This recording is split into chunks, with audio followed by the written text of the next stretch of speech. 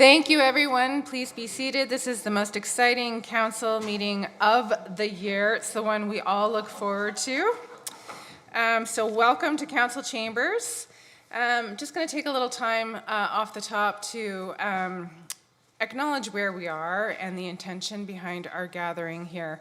So we would like to acknowledge that we're on the Haldeman Tract, which is 10 kilometers on each side of Osi Ganyan Haraji, which is the Grand River. This is land that was promised to the Six Nations in perpetuity as the body of the Haldeman Tract. It is also the land traditionally cared for by the Haudenosaunee, the Anishinaabe, and the Chalongton peoples. We acknowledge the enduring presence and deep traditional knowledge and philosophies of the Indigenous people with whom we share this land today. And as a personal reflection, outside of my council responsibilities, I work in watershed governance in Canada, specifically freshwater. And so I've been thinking a lot about how the recommendations from the Truth and Reconciliation Commission impact the Grand River, specifically Osi Ganyan Haraji, and how we can begin to introduce some of those elements that are in the TRC to how we think about water in our community, but also how we might start to think about the implementation of the UN Declaration for the Rights of Indigenous Peoples and what those articles mean. This is an important conversation to be having today, in part because we lost Murray Sinclair today. And so on behalf of City Council, I'd like to express our sadness over the loss of Justice Murray Sinclair. He was a prominent Indigenous leader in Canada who led the Truth and Reconciliation Commission. He was a respected Anishinaabe lawyer, judge, and senator. He was in fact the first Indigenous judge in Manitoba and the second in Canada. As I mentioned, he led the Truth and Reconciliation Commission. He dedicated his life to justice, living a holistic ceremonial life with his extended family, who's from the Peguis First Nation in Manitoba. He spent a huge amount of energy repairing Canada's relationship with Indigenous peoples, and it's in part because of him that we here at the city have committed to advance reconciliation and will continue to respond to the 94 calls to action. We will honor Murray Sinclair's memory and sacrifice by continuing on the path of reconciliation. And with this in mind, I'll share one of his famous quotes. "We have described for you a mountain. We have shown you a path to the top. We call on you to do the climbing." This council and our staff pledge to honor his memory and do that climbing. And just as another note, this is Treaties Recognition Week. Takes place annually between November 3rd to 9th, and this week is an opportunity to reflect on the significance of treaties in local history and the ongoing relationships with Indigenous communities. The city commissioned 3 replica wampum belts, the Hiawatha, the 2-row, and the dish with 1 spoon. In June, Martin Paulus, Kalanyunti is his First Nation's name. He's of the Oneida Nation of the Thames. He's the artist who recreated the belts and presented the belts to council and provided some teaching on their history. These belts are a physical representation of the oral history of treaties and settlement of the area around the Great Lakes region and extending along a portion of the St. Lawrence River, which we call home. These are significant representations of our colonial history and are still seen today as a reminder to all of us of the responsibilities that we hold as treaty people.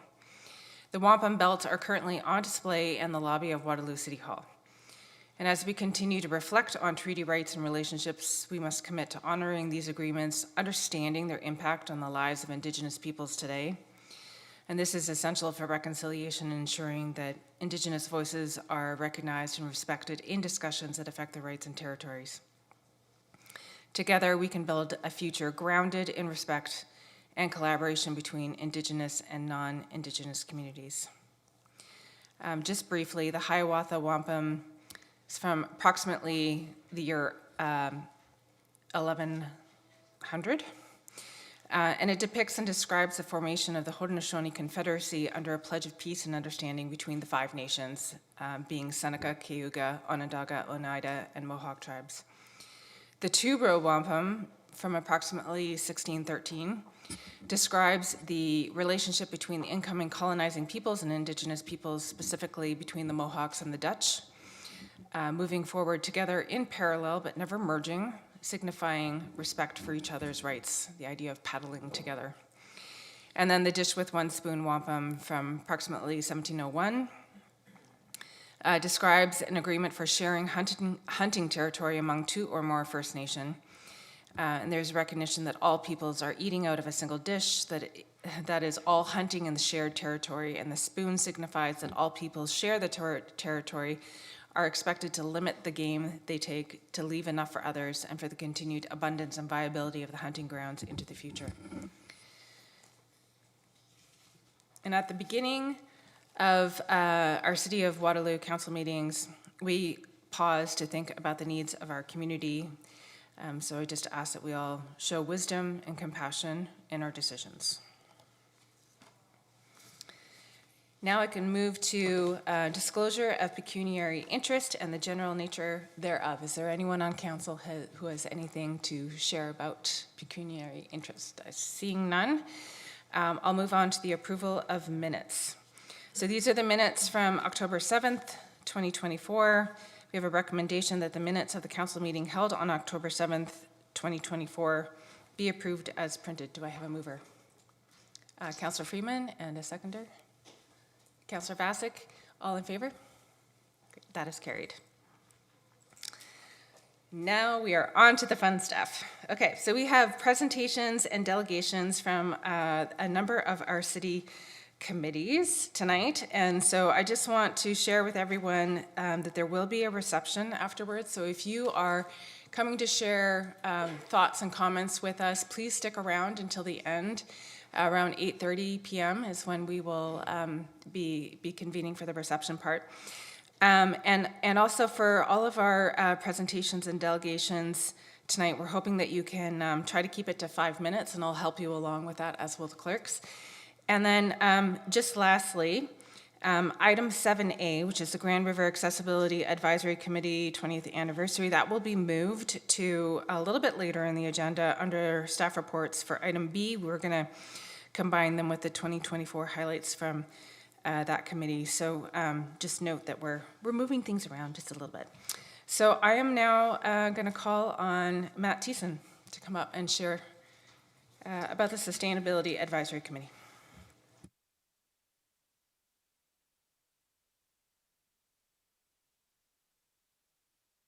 This, I will just bend over, but thank you for the opportunity to share. Great to be here, and on behalf of SAC, present some of what we've been working on. I think it's good. It's good. Over the past year. So quick snapshot of what I'll share, committee background, some of the recent projects that we've been doing, some of the subcommittees that we have, and then some final recommendations or thought for council. Thank you very much.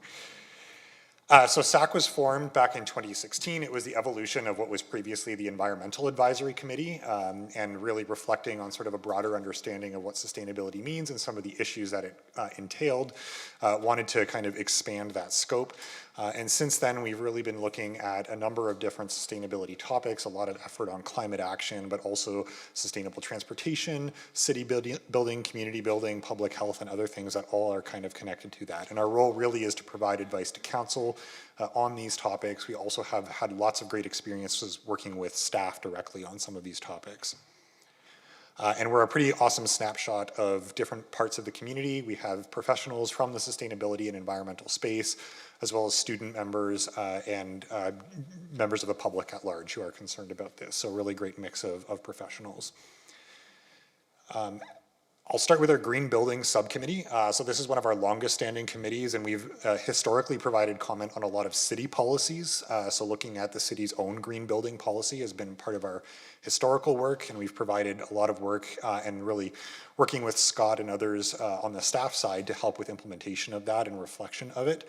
But over the past year, also drawing in some of those findings from the city's own policy into things like the corporate climate action plan and some of the even language in the official plan that's under development right now. So trying to align those policy directions. And we're currently also working through Waterloo Region Community Energy is also bringing conversations together around community-wide green building standards. And so we've been engaged a little bit through that and working through staff to provide recommendations on how the city should best approach those conversations and advocate for as part of those discussions. Because it's not just city buildings, it's the thousands of other buildings across the community that are going to be the lion's share of energy and emissions. We also have formed a data and measurement subcommittee. I think a huge amount of the sustainability work is trying to quantify what we're seeing and tracking whether we're making progress. And so looking at putting recommendations together for the city on how we can publicly report on the progress that's being made at both the corporate and the community scale. So looking at climate action indicators, waste, and all sorts of other dashboards of metrics. We've looked through a number of different standards that are out there, data that the city is already collecting through things like the ISO framework for city data, as well as some of the indicators that we think would map really well onto the strategic plan. And so again, the city will build that dashboard, build that kind of set of metrics out. We're wanting to make sure that that's aligning with best practice and pushing to be as transparent and bold as possible. And so looking to take some of that work and validate that with staff in the coming months. We've also had some really fun times looking at Uptown Waterloo as kind of a snapshot and a case study of what a sustainable city could look like, reimagining some of the spaces, reviewing some of the policies and plans that are already put out there by the city in terms of the Uptown Public Realm strategy and other connected pieces on the transportation, parks, et cetera, and trying to provide recommendations on bold and exciting directions that the city can go. So we've had some first work at this, a couple drafts. We've had lots of engagement with staff on feedback on this project, so really grateful for that input and hoping to bring that forward in the coming months. And lastly, I will just close off with some commendations for the city. I think it's been a pretty busy year in terms of things that have been done. So just reflecting on some of the progress that has been made, and in many cases, SAC providing input or suggestions or endorsement of a number of these different items. And in particular, I'll call out the Corporate Climate Action Plan, which has been a long time in coming. So thrilled to see that come over the finish line. And then a number of other pieces that are underway on the technical implementation on buildings and fleet and other things that are quite important to actually getting us there. And I'll just also shout out to some of the expanded staff capacity that the city has brought on board within the sustainability team and the energy teams. I think that's going to be really critical to actually see progress happen, so kudos. And I wouldn't end this without a big but at the end to say that we are making progress, but it is far too slow. And if we look at the community scale and at the corporate scale, the math is pretty grueling and the timelines are getting shorter and shorter to hit the targets that we've established for the city and for the community on both corporate and community scale. And so looking at the most recent data that we have for the region as a whole, we saw a 12% decline overall between 2010 to 2022, but that was largely because of the provincial phase out of coal power. If we look at local action, we really have to ramp that up as fast as we can to hit our targets. And unfortunately at the provincial scale, it's moving a little bit in the opposite direction when it comes to our electricity emissions. So these are going to be a really big hill to climb. Want to commend the efforts that have been done so far, but a long way to go. And I'll just end by saying, I think in that same narrative, also making sure that we're telling the story of what we're doing, how we're doing, and why we're doing it. And we see a lot of polarization happening across the political spectrum everywhere around the world when it comes to policy implementation. And so really weaving that narrative through the strategic plan, through the initiatives that are being done, and letting the community know about the good work, I think is really critical to build support publicly for some of these initiatives from the city. So I'll leave it at that. Thank you very much. Thank you very much. And so I'm going to turn to council to see whether anybody has any questions. Okay, Councillor Bodley.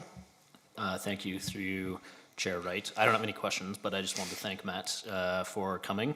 This is now my 6th year on SAC, and I've really valued the expertise that we have on the committee from yourself and numerous other committee members contributing. I'd be remiss if I didn't mention that Enna is unfortunately under the weather tonight, although I know that she also greatly values the work that SAC does and the support that they provide to her in her work, as does Scott and Sandy and others at the city as well too. So Thank you for continuing to have me on the committee, and thank you for your contributions. And I appreciate you also highlighting some of the work that we've done so far, and yet pushing us to keep going further, which I think is a sentiment that we all have here on council. So thank you for that, Matt.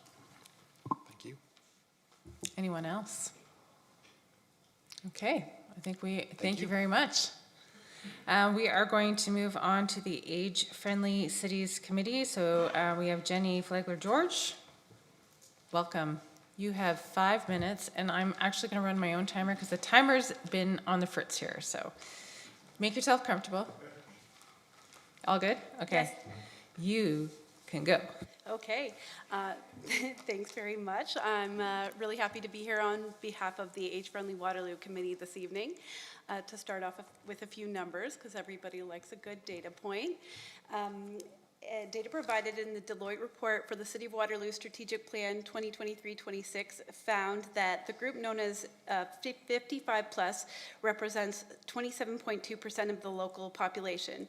So in other words, in 2021, more than a quarter of Waterloo's population was 55 plus, and of that proportion, the 75 plus cohort represented 7.1%, so a fairly sizable chunk. The Age-Friendly Waterloo Committee had a similar analysis completed under the guidance of Dr. John Lewis from the University of Waterloo, which added to the numbers above and also reported projected numbers by 2026, noting that the number of older adults in Waterloo is expected to grow to almost 40,000 and will continue to rise. So to put things in perspective, these demographics really underscore the need to plan ahead for older adults in the City of Waterloo. Last year, when we came to committee, we reported that we'd be upcoming into a year of transition to shift from a multi-agency committee to an advisory committee to staff. And this transition was completed for us in 2024. So we've now shifted to better position ourselves to support the city in meeting expectations of membership in the Global Network of Age-Friendly Cities and Communities, which is an initiative of the World Health Organization, which the City of Waterloo has been a member of since 2012. And this shift and transition has also afforded us the opportunity to be more effective in having an impact on the work of the city, as we're now more directly supporting the committee in having a more pointed focus on projects and initiatives that are within the city's sphere of influence through advising on upcoming activity and initiatives underway. So our work over the past year has focused on revising our governance documents and processes and terms of reference to align to this approach. With this new focus, the evolution of our committee has helped us to focus on specific projects and initiatives across the city aligned to the 8 domains of age friendliness. I'm going to pick out a few to highlight. Keeping it pretty short within my 5 minutes. In alignment with the focus on age-friendly housing, we've supported the city's work on identifying and connecting with NORCs. NORCs are naturally occurring retirement communities. This is where older adults cluster naturally in the community or in buildings. And we look at this where there's 30% or more of residents who are of the older adult population. NORCs aim to bring services to where folks already are residing with the aim of supporting aging in place. And they can also help to address socialization by helping to bring folks together with a sense of community. Tied to the domain of respect and social inclusion, 2 of our members of the committee participated in a panel, Disabled versus Disabling, Collaborations on Aging and Disability, which was an event hosted jointly with the Waterloo Public Library in partnership with the city, and challenged the idea of disability as the exception we accommodate, and sought to move into thinking this is something that we're all likely to experience throughout our lives. Also aligned with respect and social inclusion domain, members of our committee provided input to the Get Ready plan, which is intended to guide the city's reconciliation and equity work. with our focus on civic participation, we've participated in activities like vetting age-friendly resources for staff, supporting volunteer presence at the senior health fair, and continuing to advocate for important regional issues, such as public transportation to the Waterloo Memorial Recreation Complex and the Pavilion. Something that we do on an annual basis is support for the Senior of the Year. Again, this year we were proud to contribute to this initiative, and thanks to Rick Chambers and Margaret Coleman of the committee for leading the charge for this, alongside city staff. This year, Jassy Narayan was provided the Senior of the Year award. She's a founding member of Focus for Ethnic Women, an organization in Waterloo created to train immigrant women for the workplace. Over the years, Jassy has been a volunteer board member for KWYMCA, KW Social Planning Council, Waterloo Region Immigrant Employment Network, Waterloo Region Immigration Partnership, and many more. Her nominator, Meredith Riedlin, noted, her most significant contribution to Waterloo has been to advocate for and demonstrate how to build successful partnerships with community agencies, including those serving newcomers to Canada. So I think we can all agree a very deserving recipient of the award. We're just about out of time, so just going to encourage you to get through that last slide. So I will say Ride a Bus, also a very important event, and we continue to do collaborations with the Waterloo Region Age Friendly Network and Southern Ontario Age Friendly Communities Association.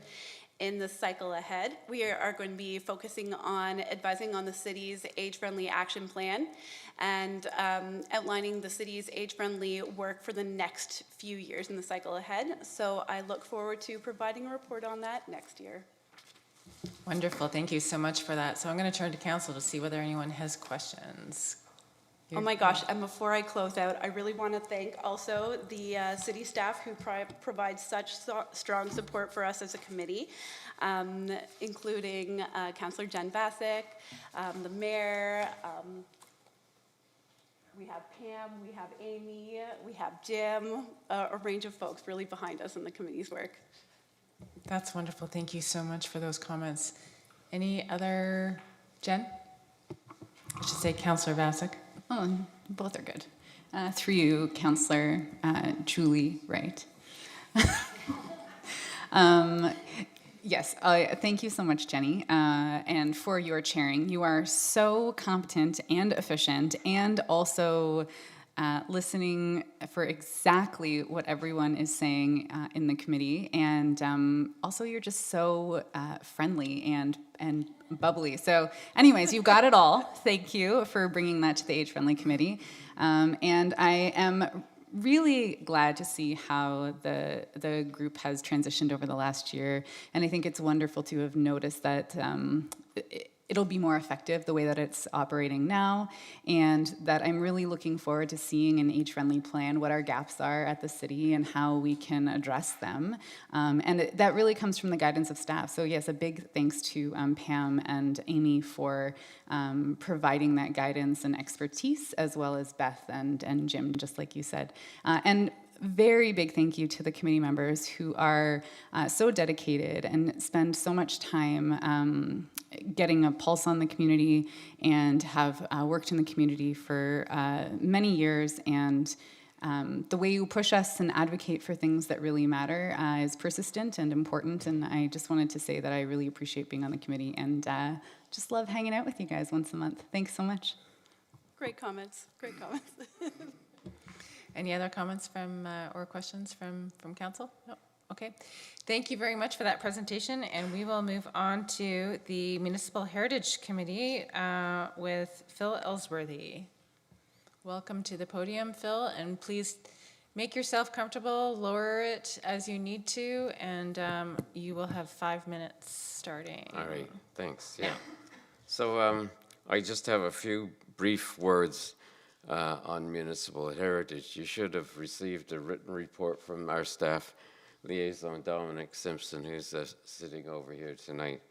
So I won't go into how many permits have been approved and such. But I just wanted to give you a few words of encouragement and say that since I moved to Waterloo nearly 60 years ago, the city has expanded to a large modern city from probably increasing 4 to 5 times that it was when I came here.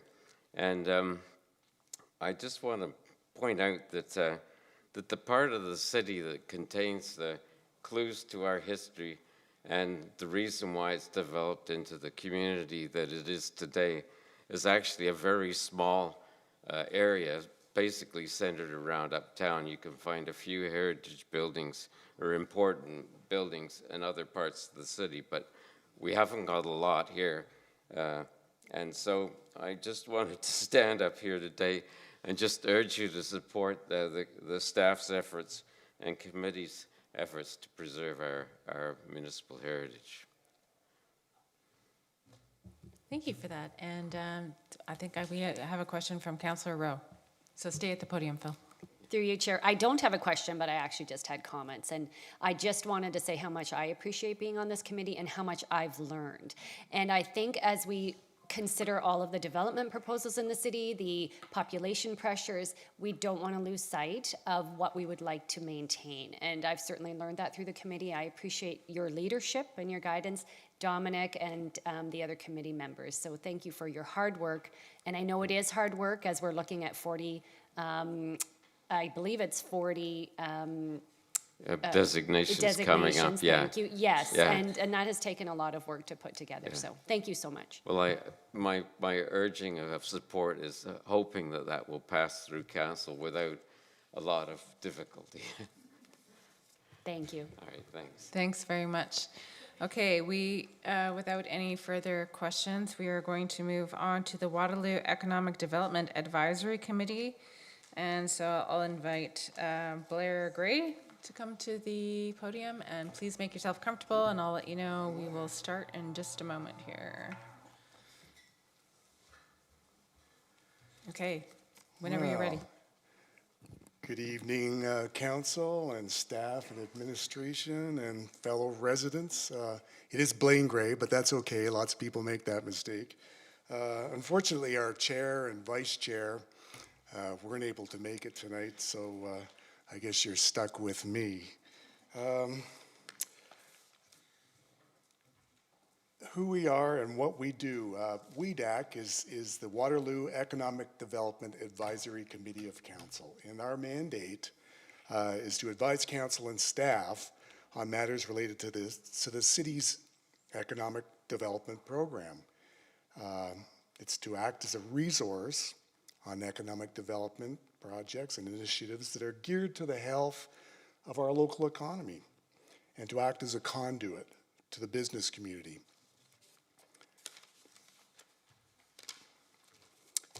Who we are, we have a lot of different, a very diverse membership. We're a large table of 22 people, includes Mayor McCabe and Councillor Hanmer. We have 3 from staff and administration, Tim and Justin and Aaron, thank you. 3 from our post-secondary institutions, from Conso College, Laurier and University of Waterloo. 2 from local business associations, Home Builders Association and the Chamber of Commerce, Student Resource, and we have 11 members that are appointed from a very wide, diverse background of our community. So there's lots of different voices and lots of different opinions on this group. This year, what we've done, we've recently reviewed and provided input on the City of Waterloo's official plan. That's been a long time coming, moving along.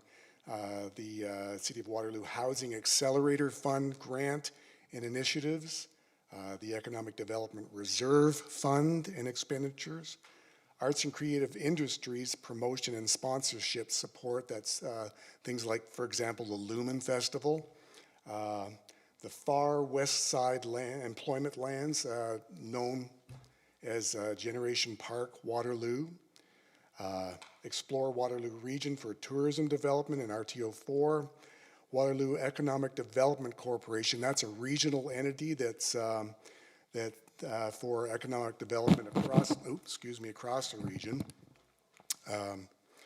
We reviewed the new hospital build plan. Councillor Hanmer is chair of the Grand River Hospital Board, so that was a good exercise.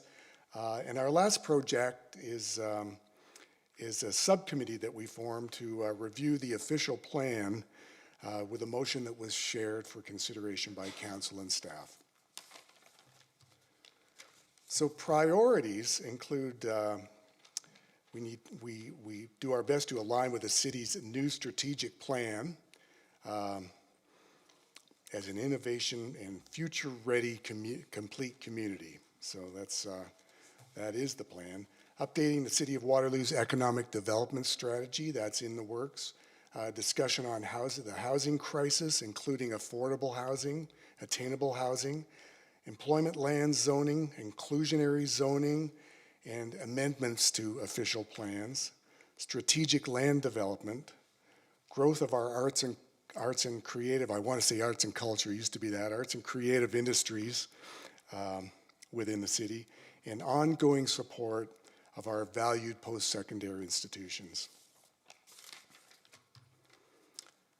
Next steps include continued review of key matters within our mandate, such as the city's economic development strategy update and affordable housing. Formation and participation in new subcommittees to do deep dives into many of these issues that we talked about, and to engage with and advise staff and council on the city's strategic plan, again on the economic development strategy, and on areas important to the city's economic development and growth. So that's it for my very ordinary presentation. And any questions or comments? Thank you for that, and I will put that to council. Do we have any questions or comments? Yeah, okay, go right ahead, Councillor Hanmer. Thank you, Council, right through you. Thank you very much, Blaine, for stepping in on behalf of the committee. And I would suggest that any one member of WEDAC could step up and do things. Everyone is really great contributors to all the discussions that we have. To my council colleagues, I've never seen a committee that can set up subcommittees as quickly as WEDAC can do it, because we do it topic specific, and there's always somebody who's passionate about a particular topic. So you can see by the list of things that we were able to digest today, and I can assure everyone that for the hospital discussion, I was not there. I was not in the room, but I appreciated WEDAC taking that on and getting comments. So thank you for stepping up, and thank you to those from the committee that are here today. Justin and his team do a wonderful job keeping the committee informed and keeping the information flowing forward. So thank you for everything that you do, and I look forward to continuing to work with you. Thanks for the kind comments, Councillor. Are there any other questions from council or comments? Okay, seeing none, we shall move on to our Creative Sector Advisory Committee. So I'm going to welcome, I think it's Kim and Tiazor together to present. And I just want to also note that this committee used to be commonly known as the Arts and Culture Committee. So it has gone through a name change, Creative Sector Advisory Committee, to better reflect the committee's mandate. And so I will now hand it over to our, there we go. Let's get comfortable here. Okay, and we will hand it over to you. Good evening, Council. Tonight's presentation is a collaborative effort of the Creative Sector Advisory Committee with special leadership from Astro, staff member who serves on our committee. First, we'd like to introduce the members of the committee that could attend tonight. Tanya Gansovich, Mona Homeland, Peter Pierce Alosha, and Emma Walker, and of course, Councillor Julie Wright. Okay. Today we're here to tell you all the committee has done all through the year. The Creative Sector Advisory Committee includes committee members with interest in arts, creative industries, or museum activities, and representatives from the Canadian Clay and Glass Gallery, Button Factory Arts Centre, Waterloo Public Library. As my colleague mentioned, Councillor Wright represented council on our committee. In addition to regular monthly meetings where we get feedback from all the mentioned groups, This committee also plays a part in the Grant Assessment Committee for the city's Arts Grants Program and the Public Arts Committee.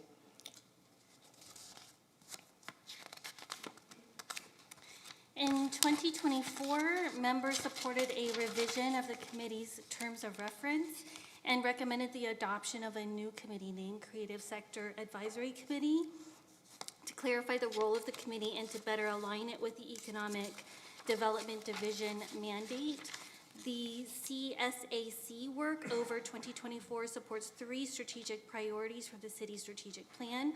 All 3 strategic priorities also complement the goals outlined in Waterloo's culture plan and economic development strategy. The committee recognizes the importance of engaging and celebrating diverse communities. When we do this, we build relationships with the diverse communities. The committee then identifies barriers and challenges that may limit participation of some community members in civic life and help increase awareness of city-run events and opportunities. The creative sector plays a critical role in community vibrancy and the creation of welcoming public spaces. By nurturing community networks, supporting innovative thinking, and contributing to great public spaces, the Creative Sector Advisory Committee is helping to build a great community. This committee supports the work of the city's Economic Development Division and helps strengthen our local economy. How do we do this? We do this when we connect with local artists and organizations and also raise awareness of city-led programs and opportunities. So people come out and they engage with the community and spend money and the economy is built up, especially post-COVID era. The committee also plays a role in the delivery of the new Arts Grants Program as part of the Grant Assessment Committee. In 2024, committee members participated in the review of 33 applications as part of the new Arts Grant Program. Applicants included both established and emerging organizations of various sizes. Applications included a mix of operating, project, and capital funding requests.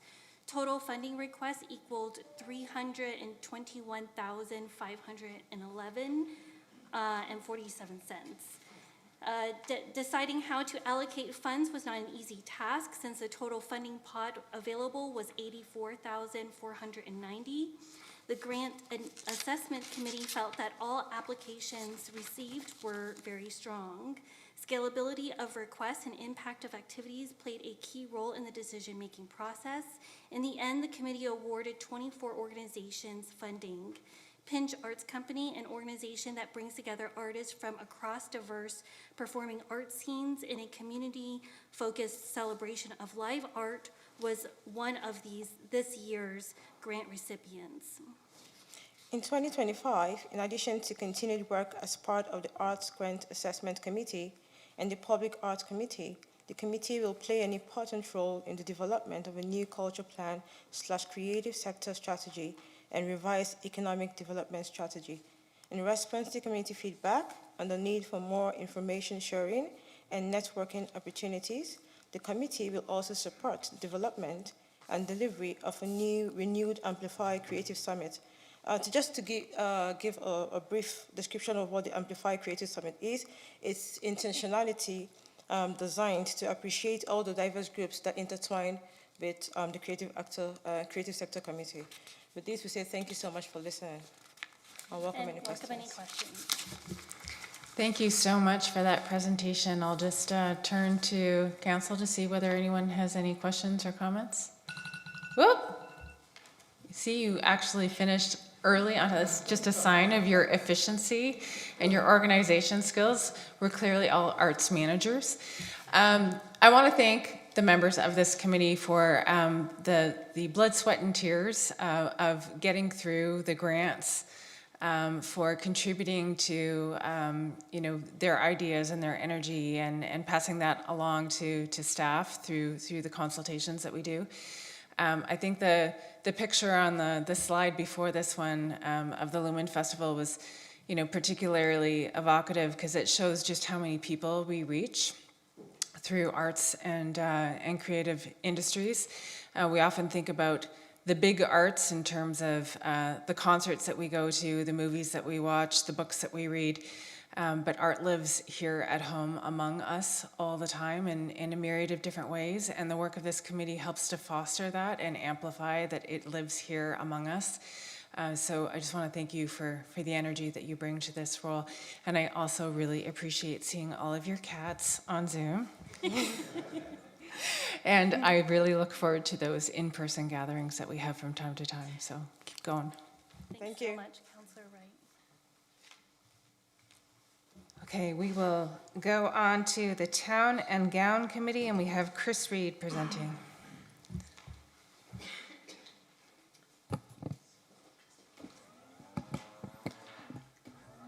Thank you very much for the opportunity to be here tonight and give a brief update on the Town and Gown Committee's work over the last year. A quick overview of the slides we've put together tonight. Towards the end, we'll brag a little about some of the work we've done and tell you about the current work that's underway. Here's a slide of the committee's mandate, which most of you will be familiar with, but just to say that it's been another really engaging year with members of this committee. All stakeholders very optimistic about the work, and the committee continues to work really well together. Here's an overview of our membership. I think just again take the opportunity to say that the lifeblood of the committee, in my view, is the student engagement that we have. It's really rewarding to see so much student participation and engagement from our committee members, the undergraduate and the graduate students associations at Laurier and Waterloo, and the Conestoga Student Association as well. A few accomplishments of note from this past year. Around this time last year, we passed new terms of reference through the council. That's really allowed us to focus our work and sharpen on strategic priorities, and that's served us well, certainly over the last year. From a program perspective, there was a renewed effort to welcome some of our newer students to the community this year, and you can see here that we had a really large turnout, up to 5,000 students attending an event uptown on September 4th. That included some real effort and new initiative by the Uptown BIA, who were really involved and allowed us to expand the geography and the footprint of the event and engage a lot of our new students in the community this year.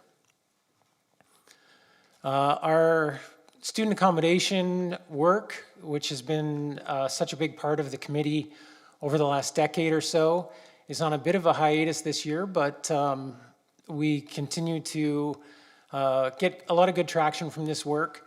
We'll probably, I can imagine, strike up work in this area again in the coming years, but it's important to note that the 2023 report, along with the recommendations, have been implemented, including work by our students along with city staff to undertake the Student Guide to Housing, which lives on the city's website.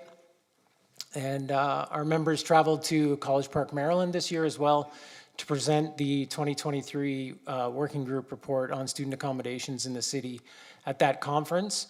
And I think it's really worth saying that we continue to be seen as a leader with our work in this area across North America.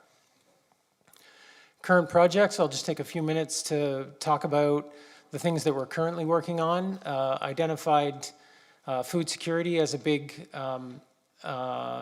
initiative for all of our stakeholders this year.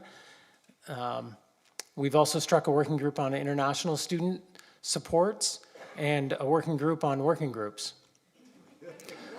We have food security, as I mentioned. This work is really being led with the support of city staff and members of the administration and community members at large, but it's really the heaviest lift is being done by our student members. They have a lot of passion for this work and are working in collaboration with the Food Bank of Waterloo Region to do kind of an environmental scan and a sweep of everything that exists in the region. International student support, international students that post-secondary institutions bring into the city add such vibrancy to not only the student population, but the population of our city as a whole.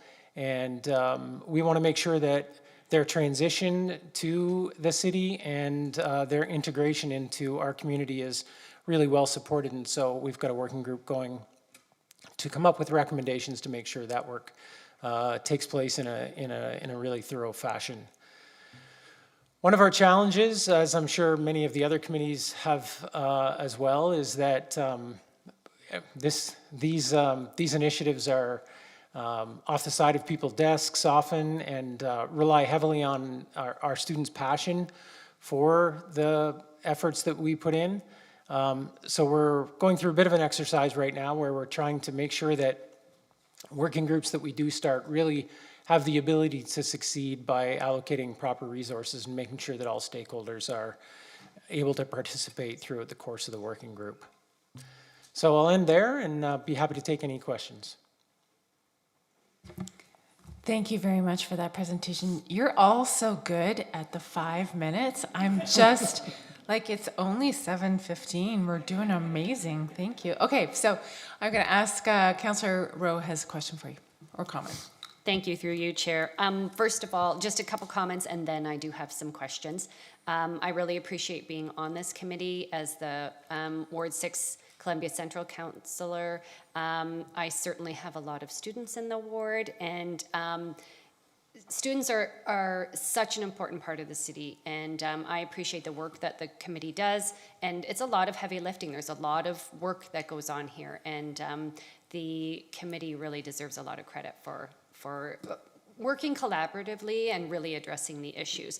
So I do have a couple questions. I wondered about the food security work that's being done, and when that work is completed, will that report be brought to council?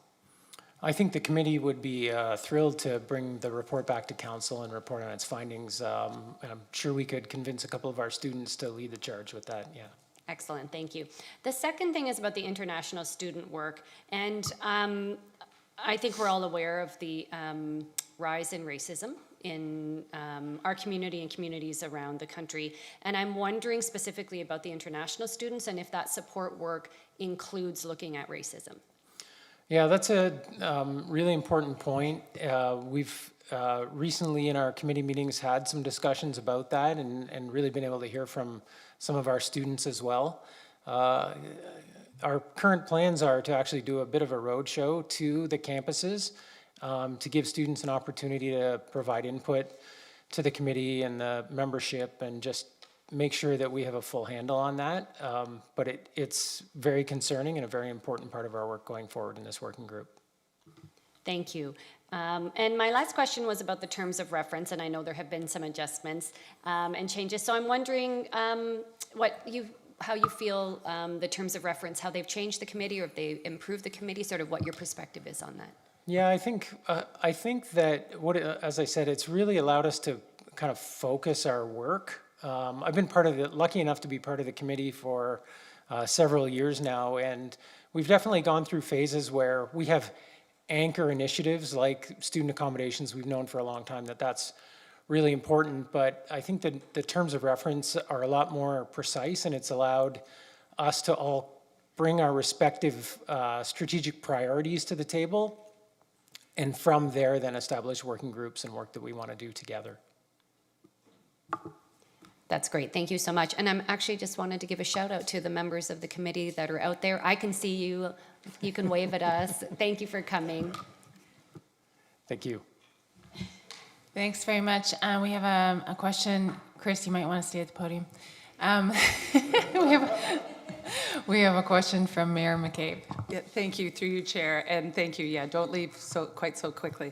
Thank you very much to you and the other people on the committee. And I have been trying to get to town and gown, but it's just I keep having scheduling conflicts. But I do intend to get there because I think it's really important to better understand the work that's happening. And we know that the students in the post-secondary institutions and the faculty are so important to Waterloo, and so I do fully intend to get there more often in the coming year. But my question was, I was just wondering if you could elaborate a little bit more. You said that you and some of the committee went to Maryland. And if you could just elaborate a little bit more about you said, you kind of just set it up, like it wasn't a big deal that the committee is seen as leaders in the sector. So could you just elaborate a little bit more on what that looks like? Yeah, and to be clear, I wasn't personally part of the delegation that went, but I'm almost certain that it was Tanya Keurig from the city who traveled to the conference and presented. And I know that in speaking with her after she returned, it was there was a lot of questions and positive feedback from members of the conference that heard about the review that we did and the work that we continue to do in this area. And I think the way that we have our committee set up and the focus that we brought to student accommodation is really resonating right now as, you know, in across the country and across North America, housing becomes an increasingly important issue. That the work that our committee has done very proactively and to look ahead and what the needs of our students and our community are, that is really resonating with a lot of our colleagues across North America. That's really good to hear. Thanks for sharing that. And I know it was previous councils and previous administrations in Waterloo who like took the initiative to set up Northdale and to upzone that area, thinking ahead of what the housing needs, particularly for students, would be. So kudos to the people that went before us on to see that and to put those kind of new zoning rules and things like that in place. But thank you very much. And just to quickly, if you'll indulge me, I apologize I was late and I've read all the reports, but just quickly want to say thank you very much to everyone for the tremendous amount of work that you do on behalf of other residents in the city of Waterloo. It really is, you know, we can't thank you enough, quite simply, for the contributions that you all make. Thanks, Mayor, and thank you, Mr. Reid. And that concludes the delegations from this part of the meeting, but we do have a number of items still on the agenda to go that intersect with our city committees. And I just want to remark just very briefly that this is one of the wonderful parts of city building, is a way in which our residents are able to contribute and look at the things that are underway at the city and comment on them and contribute their own ideas and develop their own work plans. It's an incredibly important part of what we do. And so, again, thank you for everything that you've shared tonight. So our next, we're on to the staff reports, and our next presentation is from Sandy Little. She's going to give us a progress report on the 2023 to 2026 strategic plan. And I will hand it over to Sandy.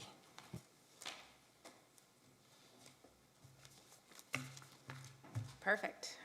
Good evening, council, staff, and a very warm welcome to our advisory committees gathered here tonight. On a personal note, it's amazing to see all of the work of the committees and how they are all helping to implement the strat plan. You are all strat plan champions, so thank you. I am here this evening to talk about the first progress report in relation to the 2023 to 2026 strategic plan.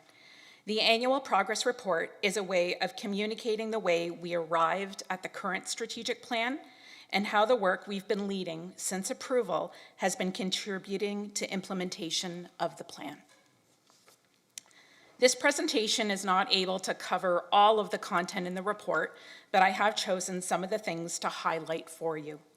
The report itself goes into more detail around implementation of the strat plan. A yearly update is a really strong update cycle, as it's sufficient time to communicate the actions being taken to implement the strat plan, but it also allows us to identify challenges or barriers to implementation so we can work to resolve those challenges to minimize disruption to implementation. As for the presentation, I've divided the presentation into two main sections. The first focuses on a review of the actions taken in the last year since the strat plan was approved. The second section focuses on next steps and where we go from here. The year in review. So the 2023 to 2026 strategic plan was approved on June 26th, 2023. As we all know, we do hybrid strategic planning, which means that the strat plan is not only a corporate plan, but it's also a plan for our community. It's important to highlight that each strategic plan is not done or implemented in isolation. Each new strategic plan builds on past strategic plans. The strategic plan is a living and breathing document. It's not static, and must be relatable today despite being approved more than a year ago. There was a lot of engagement done as part of the strat plan, and that engagement has carried through to implementation. The graphic on the screen was designed by Corporate Communications, as well as the icons. This poster has been put up in meeting rooms across the city as a reminder of how the strat plan guides all of our decision-making.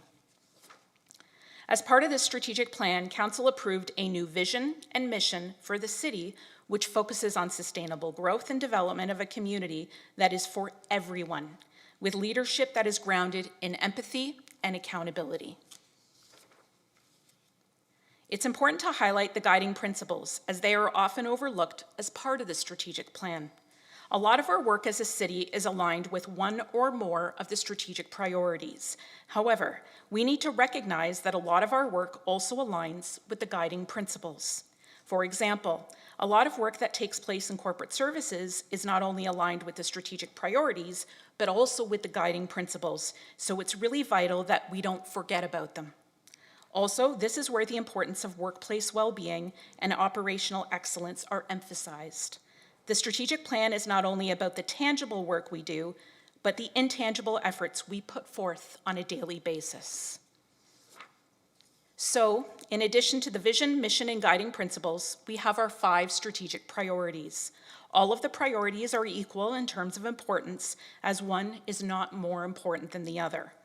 Also, we cannot view the priorities in isolation. They are all interconnected, so you may see your work reflected in more than one strategic priority. So, with the approval of the strat plan, what have we been doing to implement it over the last year? This is just a high-level snapshot of some of the work I've been leading with staff and the advisory committees, clearly, to help implement the strat plan. Some of the activities related to implementation of the plan include presenting to advisory committees that were active throughout the process to develop the strat plan.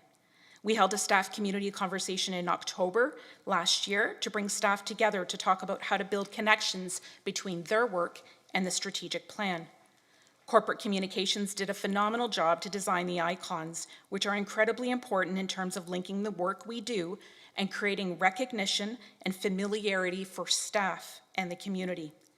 We participated in events with teams, as well as the Community Pavilion Day program and dining program for older adults to seek their feedback.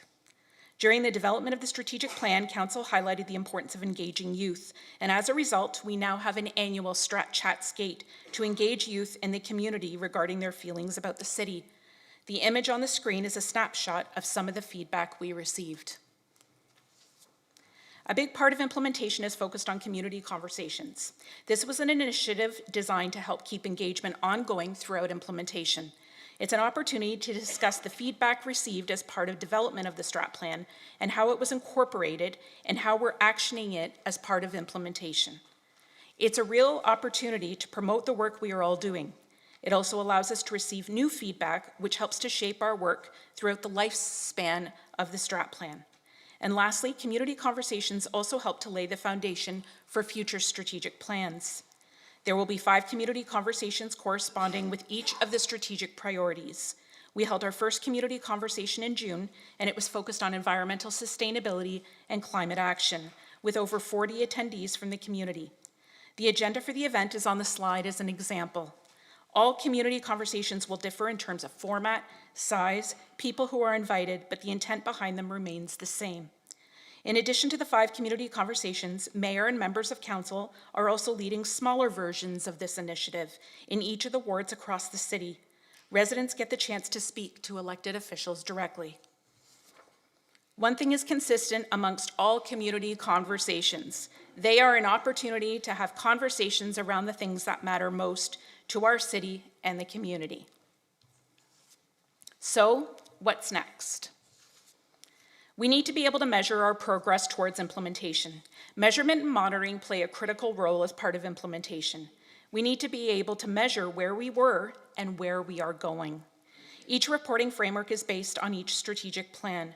For this strategic plan, I'm recommending that our measurement and monitoring include the status of business plan initiatives included as an appendix to the report, community conversations, and performance metrics or indicators. It's important to note the importance of budget and the strategic plan as part of business plan initiatives. They are all interconnected. As we implement the budget and business plan initiatives, we further implement the strat plan. I won't go into details about the business plan initiatives as part of this presentation. However, what I can say is of the 87 business plan initiatives, 3 have been completed, 78 are started and on track, and 6 have been delayed for a variety of reasons. These numbers will change as part of the next progress report as more time lapses, and then there's a higher likelihood of delays, but it's important to celebrate all the work happening across the city, and that is in large part due to all of our efforts. I do want to highlight that business plan initiatives don't encompass all the work we do as a city. There are so many countless other initiatives that we deliver on outside of business plans, and all of this work contributes to the implementation of the strategic plan. All of the city's work is connected to the strat plan in one way or another, whether it be to the vision, mission, guiding principles, or strategic priorities. Community conversations are a way to get ongoing feedback on the city's strat plan, as well as actions we are taking to implement the plan. They also help to shape the city's next strategic planning process. The next community conversation is focused on infrastructure and transportation systems, and more specifically on how to enable the shift to sustainable infrastructure. That community conversation will be held later this month. The 3 remaining community conversations will be held in 2025. The goal is to have this initiative wrapped up by the end of that year. There will also be additional opportunities for engagement throughout the year. As for performance metrics or indicators, this has been a really difficult component to develop. After having many conversations with staff, strategic planning colleagues, and experts in the field, one thing is clear. Strategic planning in general is placing less of a focus on quantitative indicators and is placing more of a focus on the qualitative parts of implementation. People tend to rely on indicators, but my caution about indicators is that they don't tell the whole story. I am proposing 2 indicators per strategic priority to start. I'm not looking to create indicators for data that we don't already collect. I also want to choose indicators that we have some level of influence over. We want to show how our actions over time can impact the data. I also want to stick with indicators that can be used for future strategic plans to show the change over time and not just over 2 or 3 data points. We need to keep in mind that there is a lot of great work happening at the city that cannot be measured by indicators. You will see the proposed indicators on the screen. These indicators were determined through many conversations with staff across the city, as this truly is a team effort. Given the importance of the UN Sustainable Development Goals as part of the foundation of the strategic plan, I felt it was important to map the proposed indicators back to the SDGs. In addition, many of the indicators can also be mapped back to business plan initiatives. This only strengthens the interconnectivity between the strat plan and our business plans. You will see the indicators for ready or pending. I want to respect where the ready team is at in terms of the get ready plan and commit to working with the entire team to determine the best indicators to be included as part of their implementation plan. Like our strategic priorities, guiding principles, vision, and mission in the strategic plan, we need to look at the SDGs holistically rather than individually, as well as continue to explore connections between the goals and our own strategic plan. Although the SDGs can be difficult to localize, they remain an important part of the foundation of this strat plan, and we need to continue to explore ways to strengthen the connection between our work and the SDGs. There have been some challenges to implementation. Capacity is limited across the organization. However, this report is a nice reminder that there is so much happening and a lot to be proud of. This is an image of some of the feedback received from the Strat Chat skate held earlier this year. And one of the responses to what makes Waterloo great was me. I couldn't have said it better myself. We all make Waterloo great. The progress report shows that with the strat plan as our guiding document, we can remain strong, sustainable together. Thank you. Thank you so much, Sandy. So I'm going to turn it over to council to see whether anybody has any questions or comments. Okay, Councillor Vassic, go ahead. Through you, Chair, right? Thanks so much, Sandy, for your extensive work on the strat plan, among other roles that you take on at the city in climate change and homelessness, and among others. My curiosity is about the guiding principle of workplace well-being. I think it's no question that council members have a responsibility to represent our constituents. And at the same time, we are leaders of an organization, and so we have a responsibility to staff as well.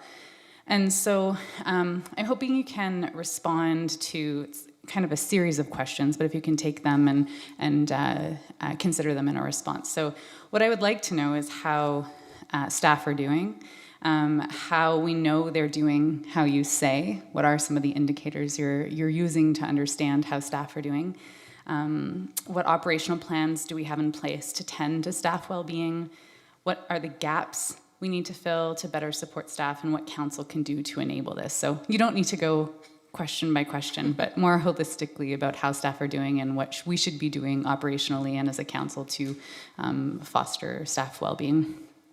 Sure. Through you, Chair, to Councillor Vasek. Really, really great question, and it's always great to have an opportunity to draw some attention to some of the guiding principles that really guide our work. We recognize that we are facing a lot of complex community challenges right now as a community and as an organization, and obviously there's a lot of uncertainty in our world right now and in our own community. We also recognize that there is finite capacity as well to take on addressing these new challenges while continuing to do the work that we all do on a day-to-day basis. I really appreciate the question because we can use the strat plan to lean on during times like this to be able to navigate some of these challenging times, specifically, as you mentioned, the guiding principle of workplace well-being, which actually speaks to the city's commitment to promoting well-being and providing a healthy, safe, and enjoyable work environment, not just for our staff, but also for our volunteers as well. From a strat plan perspective, I am exploring ways to kind of shine a light on the work that staff is doing across the organization as part of the implementation plans for 2025. So still in the early stages of exploring that and looking to work with staff, but look for some of that work that's going to be happening early in 2025. But maybe what I'll do is I will pass this on to Philippa Reynolds, our Commissioner of Corporate Services, to provide a little bit more context and a little bit more information related to some of the work that's currently underway to address that. Thank you, Sandy. Great job there with that. And just to really build a little bit more on what Sandy already so eloquently said, but Councillor Vasek, thank you for the question. We really appreciate that you're thinking in this way, and as an employer, obviously it's really important for us to think about our employees because it's staff that really do the work along with our volunteers and our committee members and others within the community to deliver service. So really important piece. Obviously our staff are not immune to the stressors of all of us living in the 21st century, right? And so, you know, a very, very 24/7 connected world, many challenges with balancing family and challenges in that way, obviously international conflict and all of those things that affect many, many people within our community as well as our staff base as well. So I think that with the pandemic especially, certainly there was a greater light perhaps shined on mental health and well-being. And that's really continued as we've all seen and witnessed. So for City of Waterloo employees specifically, one of the questions you had was, you know, how do we know how staff are feeling? And one of the ways that we know is through a recent census inclusion survey that the city conducted, where employees told us that you know, there is a desire for greater mental health supports within the organization. So that is an area that we're focusing on. And over the last few years, we've invested in those mental health supports to a greater extent within our health providers, within our benefits providers, but we know there's more work to do there. So that's an example there. One great piece that we've also offered to employees that's a little bit different than direct mental health supports is something like a Life Speak program, where there are videos and documents that people can access 24/7 on various topics related to well-being. So that is something relatively new that has been provided to staff. Our health, safety, and wellness team, which is an excellent team within our HR team, has recently created a comprehensive wellness guide for staff, and so that was something that happened in 2024. We've been promoting that on our city's intranet for employees, and it is an excellent resource. Talks about social, financial well-being, ways to connect with other employees, events, all of a very large facet available to employees. And so that's something that has been top of mind, but we're really going to continue to work with leadership to give them the tools to have these conversations with staff as time goes on. And so that's a really big area of interest for us.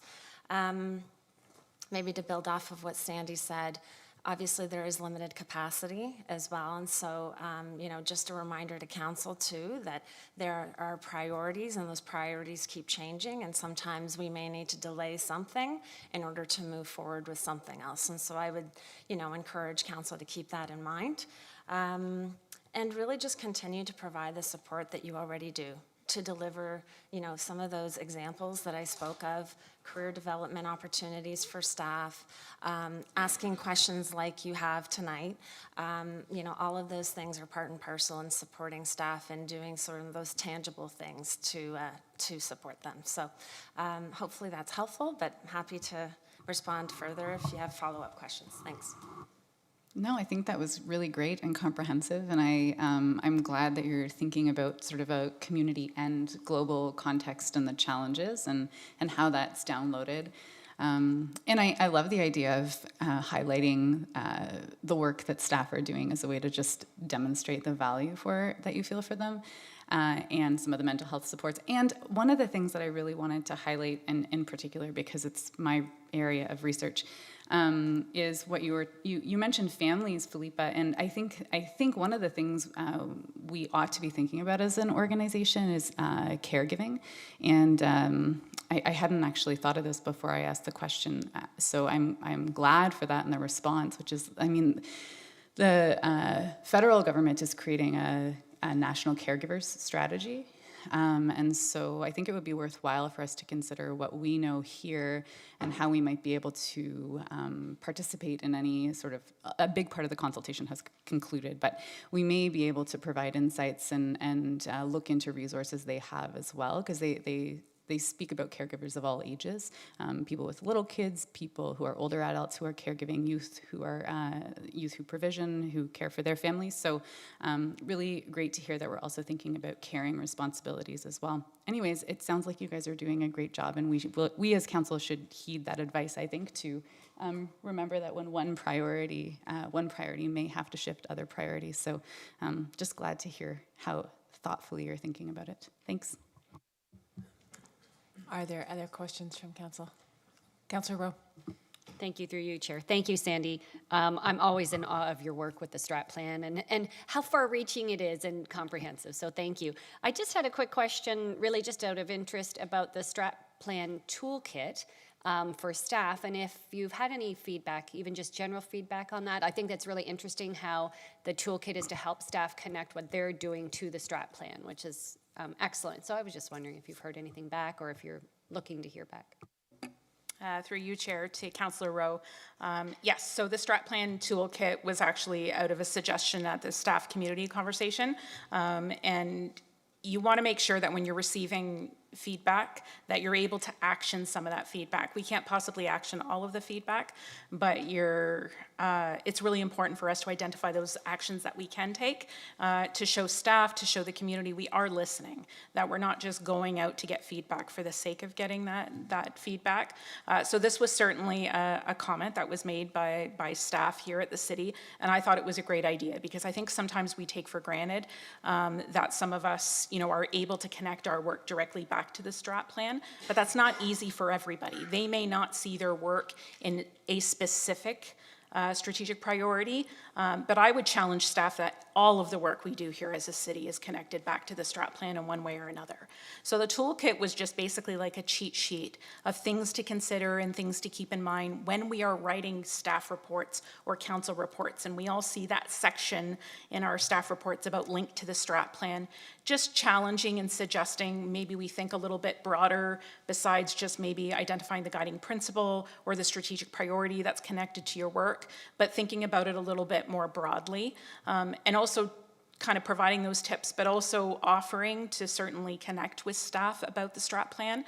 There have been teams that reached out right after the approval of the strat plan for me to go and speak to their team because they really don't even, understand how their work is connected back to the strat plan. So I was able to have some really great conversations with some teams across the city. So that toolkit was just a way of providing some tips and tricks to think of the strat plan. It's not a big, scary, high-level document. It is something that's connected to all of our work. So, and that offer still stands today for any staff that want to better understand the strat plan and how they kind of move forward with their work in alignment with those strategic priorities. That offer still stands today.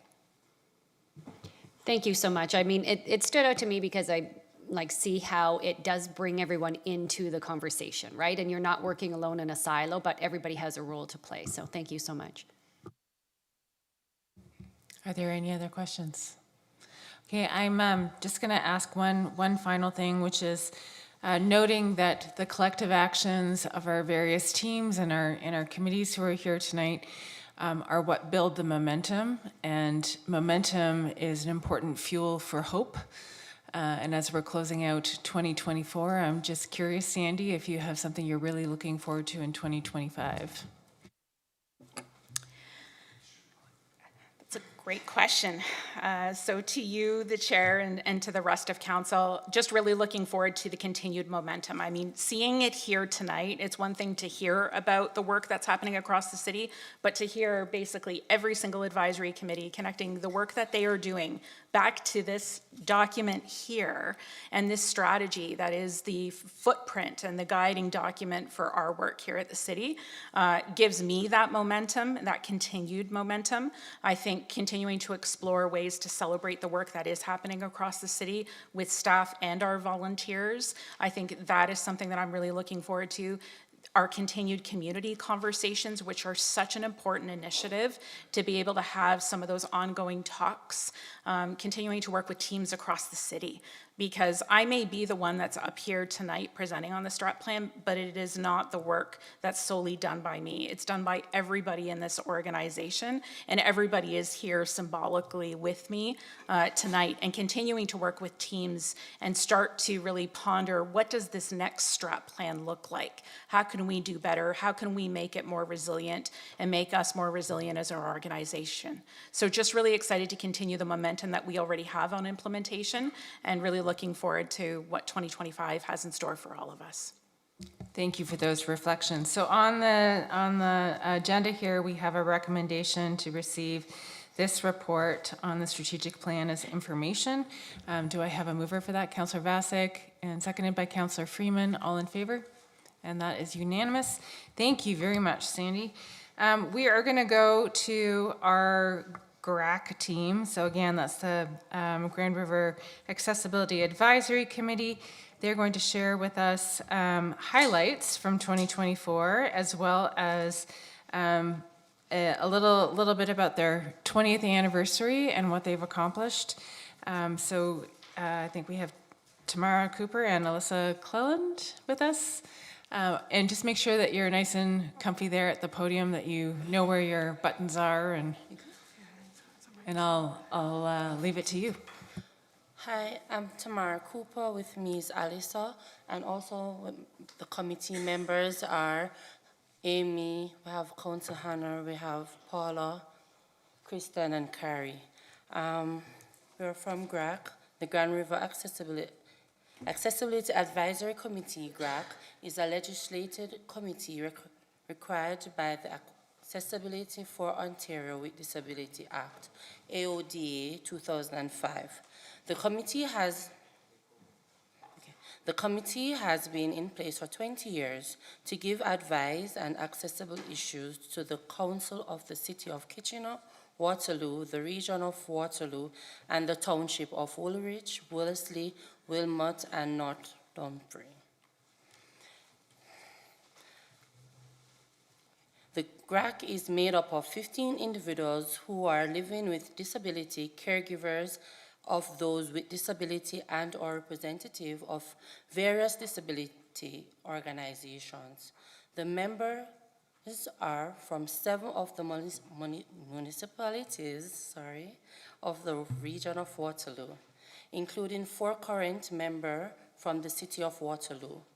We continue to meet virtually alongside the staff liaisons on a monthly basis, except July and August, to consult with and guide staff on accessibility initiatives in the municipalities and region.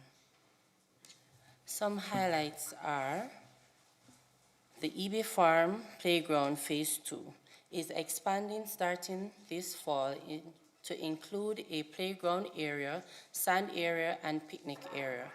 GRAC asked for more play elements to be accessible. Accessible play space provides more inclusive opportunity for people with or without disability to use available equipment, opportunities for people with, available equipment such as parents, caregivers, or siblings. Rocking equipment that is accessible for older children was requested. Playground equipment in neighborhood park is frequently not very accessible. Having varieties of play options benefits people of all age. There is a desire to have an accessible swing that could be used by people in mobility device in future changes to the park, or there aren't enough space in the phase 2. A universal washroom is needed in the park. A community board for the space with kids' ability. 2, the snow clearing. For winter 2023 to 2024, a new accessible snow clearing program offering free snow removal for eligible seniors and people with disability was launched. These snow removal service includes sidewalks, driveway aprons, and windows that snow peel off the bottom of the driveway after a snowplow area on the street. The program has returned for 2024-2025. This program supports people with disabilities within an income threshold who own their home or is supported by a homeowner. There are many people with disability who are tenants and are not eligible for these supports, as landlords are responsible for property management. Councils allocated funds for GRAC to help determine additional support needed annually. We will be working with staff to advise us on this soon. 3, we have the accessibility is in affordable housing initiative on city-owned was discussed along with inclusionary zoning. A minimum of 15% of units must be accessible, and accessible units needs to be distributed proportionally across market rates and affordable units. Developers are encouraged to provide a higher proportion of accessible units than required by the building code, and or to ensure that all affordable units are adopted to enable later retrofit to include accessibilities feature if needed. The nonprofit housing initiative at 2025 University, the nonprofit housing initiative at 2025 University Avenue East is critical, but GRAC has concern that the proportion of affordable units is low. Having more accessible units located on lower floors was suggested, and it was emphasized that anyone receiving support from the Ontario Disability Support Program or minimum wage income would not be able to afford these units. And the fourth one is GRAC meetings. With multiple municipalities being advised by GRAC, the agendas are frequently full. And unfortunately, there sometimes isn't enough time to fully address the concerns or give complete feedback during meetings. This frequently means that committee doesn't learn the outcomes of project we review. The next is facilities, and Amy, Alisa, go ahead. So we've got a few things here for facilities. So the first is facility design standards. We met with a consultant and some members of GRAC last year we met with members of GRAC, staff from area municipalities, and a consultant, and we started reviewing the standards of London. We are trying to make standards for accessibility more consistent around the region of Waterloo. This would be good because a lot of times the accessible features in places like restaurants and kitchenettes and stuff like that are not consistent. And when you go into a place like that, you don't always know what is accessible, and it would be good to have consistent standards like that. So it's a ongoing project that's going to take a while, but we're hoping to get some good stuff there. 15 doors have been reviewed at Rim Park to have automatic door openers installed. Positioning of these openers was determined by GRAC. People with disabilities will have an easier time moving around with these door openers, especially people in wheelchairs.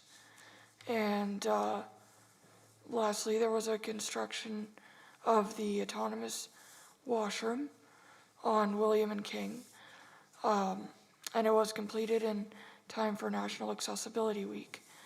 It provides accessible washrooms to those with disabilities. I can't say enough good about it. There's a tactile map, and it's really cool. It's the first of its kind that I've ever seen. Anyone who needs any accessible guidance should go there because it's very well done. It has guidance strips, and it has, like I said, a map, and it talks when you enter the washroom, which for me the benefit is that you don't have to worry about using the washroom, because I know a lot of people, myself included, won't go to the washroom in a public place because it's just too nerve-wracking because you need help to get to the washroom, and it's just not a place that you want to tell people to help you with. So that is what we've done. Thank you. Any questions? Thank you very much for that, Council. Do you have any particular questions on this part of their presentation? Yeah, go ahead, Mayor. Thank you, through you, Chair. Not a question so much as a comment, except to say it really is, when you read through the report, just a tremendous amount of work and expertise and input that the committee provides to council, but also to staff. right across the organization. So we really, really do appreciate it, and it's informed decisions that we've made excuse me, around improved sidewalk snow clearing that you mentioned, the way facilities are designed so that they're, we're getting in place, as you said, some standards so that we're not having to go back and retrofit. So the tours that you've offered, we've been, in the past 6 months, been on 2 tours. In our uptown area was one, and then another one over at one of our recreation facilities more recently. It's things, some of the things you're describing to someone who's fully able-bodied like myself, it sounds like simple things, but we know, and certainly it's so impactful going with people from GRAC to really see and understand and get a really full idea of why some of these simple changes like the door openers or, contrast in some of the, everything from toilets to, reflective strips to, lettering on doors and walls and things like that. It's really so very helpful to hear direct and to see directly when we have gone on those tours. So, and so one of the things I noted from your report was that there's so much work that you've provided input on, but you don't actually get a follow-up from, what have we done with that? So that's certainly, something that we can take away and figure out a way to maybe through the Councillor Hanmer is our council representative on there, but maybe we can think through, how we do provide an update and have that feedback loop, because it is really very important to hear that. So thank you very much for your presentation tonight, and for to all the group, the time and the talent that you give to us so that we can make our city and make our facilities and make our workplace more accessible for everyone. Please stay at the podium for just another moment. Councillor Freeman has a question. It's more of a comment. I just wanted to build on what the mayor was saying. I think the tours have been really, really instrumental. And one of the things that's really stood out for me as someone who has an engineering background is that you've been able to identify a lot of things that under the building code would be identified as being accessible, and yet when you tried to use them, and I'm thinking of the slight increase that from the driveway onto the sidewalk, and that it was too steep, and yet it essentially met the expectations of the building code, like that. I think that was really, really interesting for me, and I know that it's like, I also really am thankful that when we do the tours, our leadership team joins us for them, because they're leading the groups that look at our design. And we talk about things like our green building standards, but at the same time, if the buildings aren't accessible, they're not very green in some respects. So I do think it ties into our strat plan too, a lot in terms of building community. And so I just wanted to say again, like, that I really appreciate the time that you've taken with us on those tours. Okay, and we're going to go to Councillor Hanmer for a moment. Thank you very much, Chair Wright, through you. Just to build on, and Tamara and Alyssa, thank you so much for your presentation. I know this year is the first year that both of you have been co-chairing, and you're doing a fabulous job. Your nerves are settling down each time you come through, but thank you so much for all that you have done in leading us today. To build on the mayor's comment about the feedback, and I know we've talked about it a few times at GRAC, it's great to be able to provide input on the projects.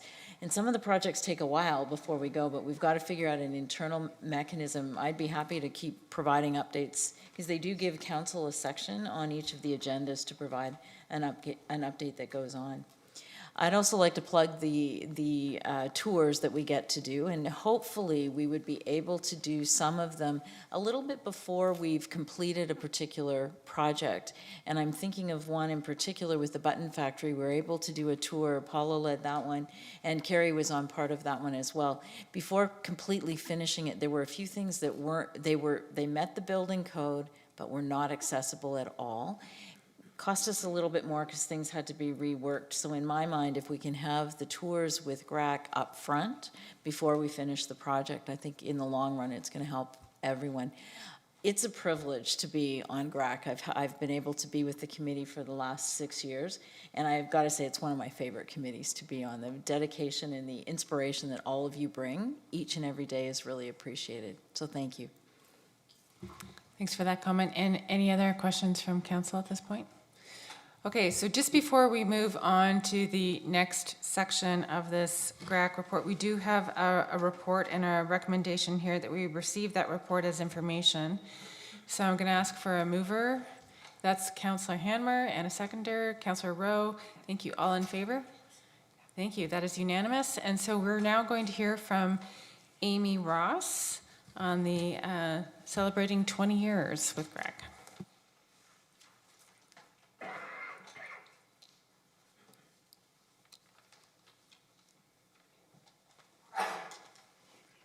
Good evening.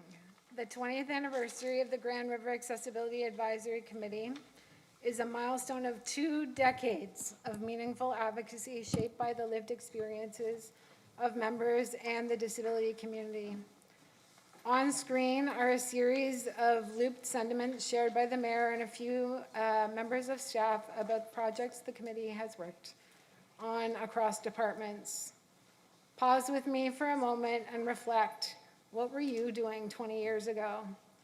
In 2004, many of us were navigating personal journeys.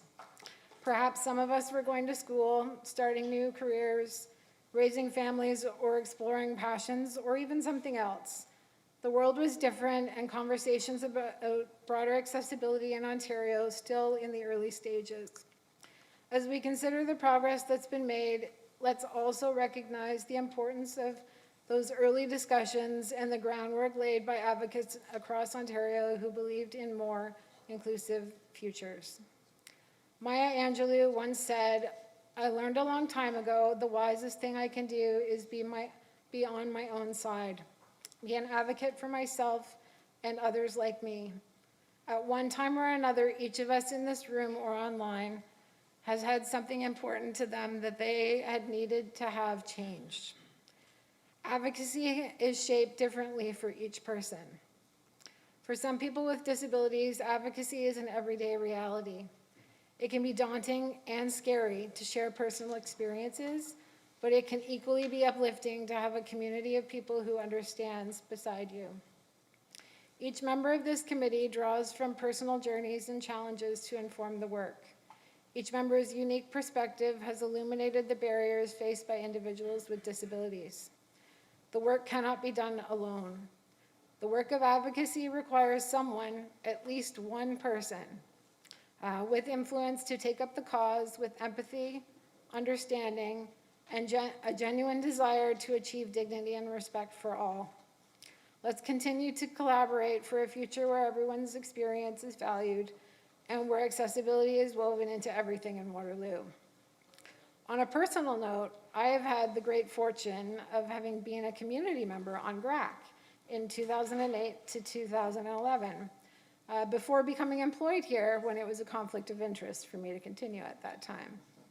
And now as the accessibility advocate, I have the honor of working very closely with members of the committee at meetings and on initiatives that Tamara and Alyssa shared and more. Please join me in acknowledging the committee members that are here tonight: Paula, Carrie, Alyssa, Tamara, Christine, and Kathy. Thank you. It's the commitment and dedication of the members of this committee over the years that has contributed to the tangible change in Waterloo, but also the narrative around disability and accessibility. And I will turn it over to Councillor Hanmer.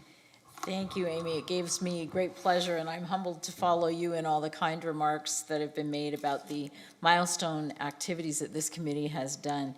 As we've talked about, we're recognizing today a remarkable milestone for not only the GRAC members, but our community as a whole. The 20th anniversary of this committee certainly is something to celebrate. 2 decades of advocacy, collaboration, and progress towards accessibility for all members of this community. As we reflect on the journey, it's important to recognize the Accessibility for Ontarians with Disabilities Act that really sparked the creation of this committee. 20 years ago, a need for full participation was recognized.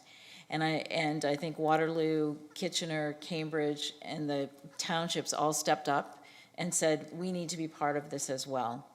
Over the years, much has been accomplished together. Awareness has been raised and policy and processes influenced. The work of GRAC has led to the improved infrastructure, better services, and a more inclusive community. Each project helps support dignity, independence, and choice for residents and visitors with disabilities. I want to take a moment to acknowledge the countless hours of dedication put in by committee members over the year. We've heard of those that are here today, but there have been countless others, and a few former chairs in the audience as well. David, thank you for joining us today. Your passion and commitment have not gone unnoticed. Your insights and advocacy have helped Waterloo improve opportunities and experiences for many. As we consider the next 20 years, we must remain proactive. There are still challenges to overcome, and the work is far from done. Let us continue to collaborate, innovate, educate, and advocate. Together, we can create a model of accessibility for others to follow. Waterloo has the habit of just getting it done, so let's just get this one done as well. Thank you all for being here today and for your unwavering commitment.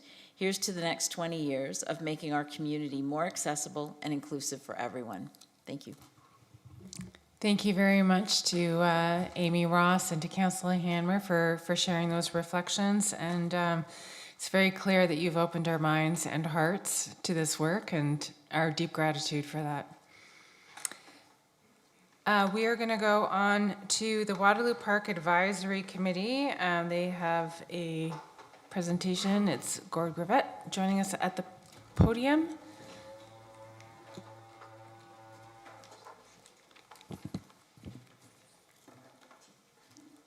Thank you, Councillor Wright, Mayor McCabe, councillors. Appreciate the opportunity to address you tonight. I'm the current chair of WPAC, and I'd like to recognize a couple of other members of WPAC who are here with me this evening. Gentlemen, would you please stand up? Corey, Diego, thank you very much for all your help and support. The guiding document for the WPAC deliberations and our potential financial expenditure recommendations is the Waterloo Park Plan, and the Waterloo Park Plan is undergoing a scheduled review in 2025. Therefore, for the next year, until the revised park plan has been developed, we will continue to work using the guidance of the current park plan. However, we don't want to do anything that might presume or influence the discussion and the decisions with respect to the way ahead for Waterloo Park.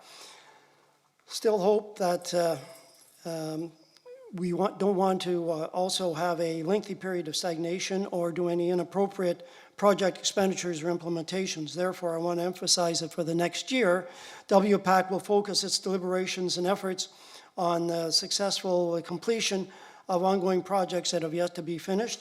We'll also consider augmenting recent projects that were not completed as originally anticipated due to either time or financial restrictions when that work was actually being done.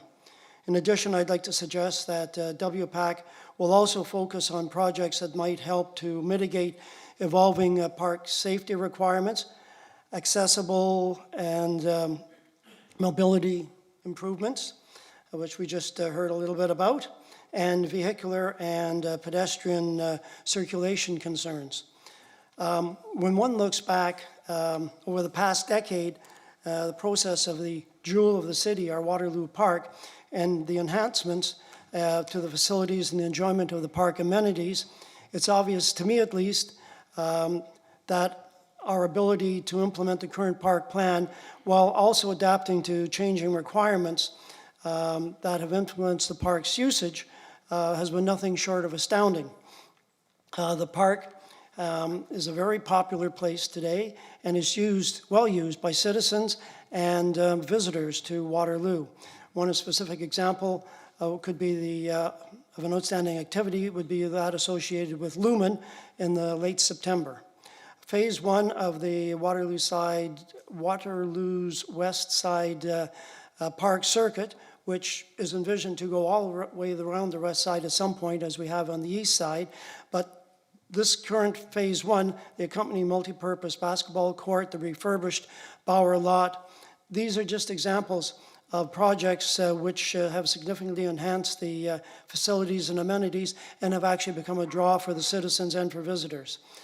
Phase 1 of the playground with the accessible two-story structure has been a great success, and the ongoing Phase 2 of that project, encompassing a segment of the former EB farmstead, will further enhance this area of the east side of the park. In addition, the opening of the 2 ball diamonds recently on the east side, northeast side of the park, ball diamonds 3 and 4, will also increase the availability of the current limited municipal resource. Furthermore, and finally, over the next few years, Waterloo Park Advisory Committee would also like to suggest that we continue with a long-term project to provide wayfinding signage and continue to augment the wayfinding signage throughout the park. So thank you very much. That pretty well covers it. Are there any questions that council may have? Thanks very much for that report, Gord. I'm just going to turn and look at the horseshoe. Anybody have any questions? Councillor Bodley? Thanks, thank you, Chair. Right, no questions, but thank you, Gord. And it is a daunting task to go last here, so thank you for wrapping up today's committee presentations. And you had some tough acts to follow there, so you did an excellent job. I'd also like to highlight the work that Annalise Sangster does as the staff liaison here. Excellent work on the committee. I really enjoy my time on the committee. And all the work that we've done in anticipation of the Waterloo Park Master Plan coming forward next year, I know is going to pay off significantly. And I would be remiss if I also didn't highlight for council, although it is in the report, the work that WPAC does in liaising with the Friends of Waterloo Park as well, too, who do exceptional work in highlighting and raising the park's profile and hosting events and fundraising and things like that for the park as well, too. So thank you for that, Gord. Well, thank you for the kind words. And yes, the Friends of Waterloo are an integral part of what we do and a great partner. And we do get briefing from them at every meeting just to keep tabs on what they're doing. We do have a couple of meetings that we hold jointly, so that's very much appreciated. And like you, I also want to thank the staff, Annalie and the others who are very instrumental in helping us get our work done in an efficient and timely manner. Thank you very much. Yeah, go ahead, Mayor. Thank you. Just a quick comment through you, Chair. There's I mean, I go to a lot of events, but I hear all the time about how wonderful Waterloo Park is, in particularly. And so it's a real tribute to staff and to volunteers like the people on Friends of Waterloo Park and the Waterloo Park Advisory Committee for the work that's done here. And in particular, one person a couple of months ago who does an extensive amount of traveling across Canada and North America, when I was talking to this person about just uptown kind of in general and the park, and he was just exuberant about it and said in his opinion, it's the best park he's seen across the entire country. So just wanted to throw in that humble brag, courtesy of a third party. So so thanks again to you and to the staff and to the other volunteers who spend so much time helping us to imagine what this park can be. Well, thank you, Mayor McCabe, and of course it's expanding as well. Something like the log house this year and the museum putting in a display there, an exhibit. That was very well received. Peggy Plett did an excellent job, and the staff provided, and I understand there was also some funding in that from the arts funding, and that just, if we can keep things like that going, it just enhances the park itself and as a place for people to go. Thank you. Thanks very much for that report. And so I just want to introduce the recommendation here that we receive that for information. I have a mover from Councillor Bodley and a seconder Councillor Rowe. All in favor? And that is unanimous. Okay, thank you. We are getting on to the last two little bits of business, so please stay with us, committee members, so that we can get to our reception. We are this close.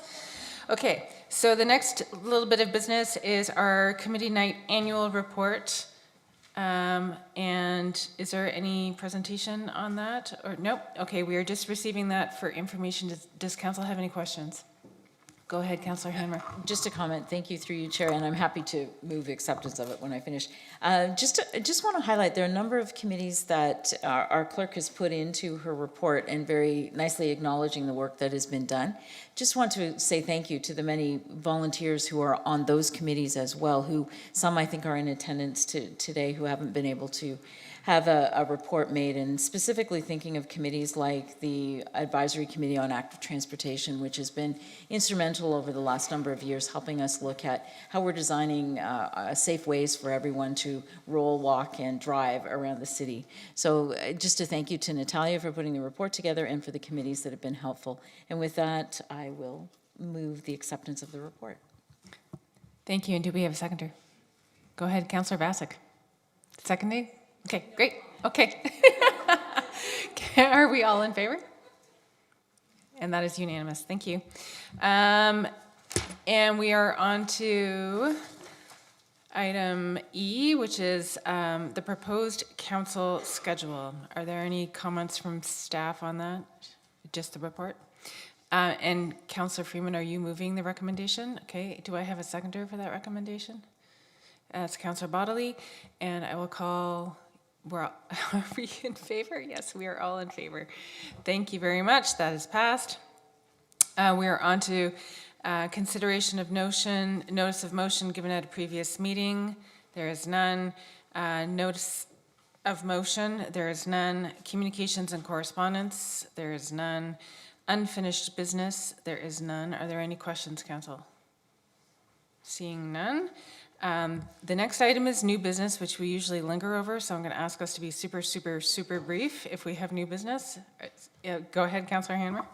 Thank you, Chair. I promise I will be very quick. But this a shout out to our community services staff this weekend, who not only in all of our facilities assisted with the hockey tournament, girls hockey tournament that was on, 78 teams, they also helped with a craft show, as well as the community consultation or community conversation that was held in Ward 4, so it was great. But to the staff specifically who were working at Moses, thank you very much for not only calming down a goalie, but capturing the little mouse who decided he wanted to play in the hockey game. So thank you very much to all of our staff. Thank you for that insight, Councillor Hammer. Anyone else with new business? Councillor Roach. Hi. There's a martial arts club on Parkside Drive called run by Tom Shaman and his family, and a number of their elite athletes recently participated in the World Karate Championships in Portugal, and several club members came back with hardware, and actually Julie's niece and nephew were part of that group who came back with some hardware. So this club is a phenomenal investment in kids and their athletic capabilities, and it really improves their confidence. So I wanted to shout them out. Thank you very much for that. Does anyone else have any new business? Okay, yes, go ahead, Mayor McKim. I'm going to do there's so many tremendous community events that went on, but one of the things that I attended on Friday was an event hosted by the kickoff for MAD Canada, Mothers Against Drunk Driving, which has expanded to Mothers Against Impaired Driving, because we know people sometimes consume more than just alcohol. And so it's just a reminder to please, they have their Red Ribbon campaign. They're putting advertisements in various locations to remind people to, over the holiday, or the season of many holidays, to please be really responsible. We all have loved ones.